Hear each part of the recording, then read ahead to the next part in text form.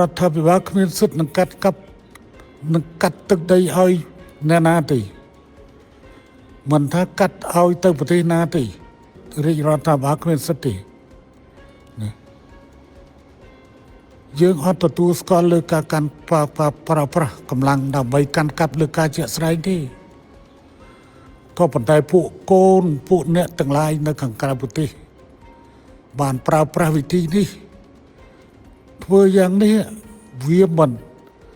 មិនខុសពីការរុញភ្លើងឲ្យឆេះកាន់តែខ្លាំងវាមិនត្រឹមតែរៀលដាល់សភាពការនៅតាមទួលដែននេះវារៀលដាល់ដល់បញ្ហាសេដ្ឋកិច្ចសង្គម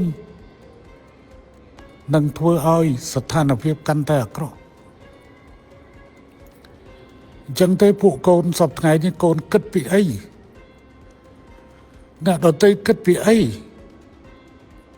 ហើយគ្រាន់តែថ្នាក់ចូលឆ្នាំនាំគ្នាចូលឆ្នាំចូលប៉ុន្មាននេះ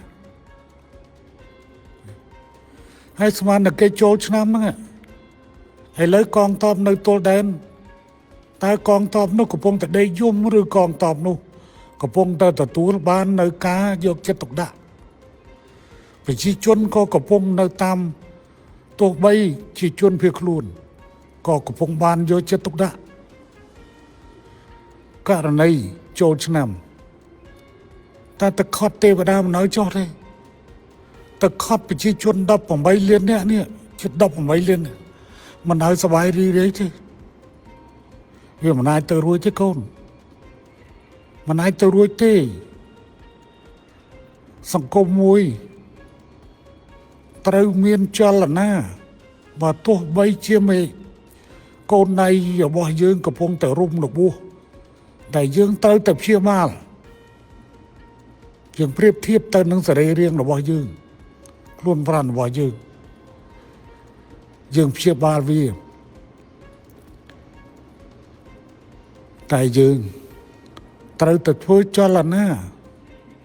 ដើម្បីឲ្យសេដ្ឋកិច្ចសង្គមវប្បធម៌សាសនារបស់យើងបន្តមិនអាច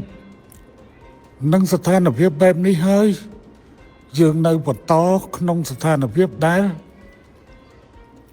បង្កើតឲ្យមានរឿងរ៉ាវកាន់តែធំចំនួនប្រដាប់អាវុធកើតឡើងកងទ័ពស្លាប់របួសប្រជាជនភៀសសឹកតទៅទៀតទេតែត្រូវជំរុញឲ្យសេដ្ឋកិច្ចសង្គមបន្តដំណើរការ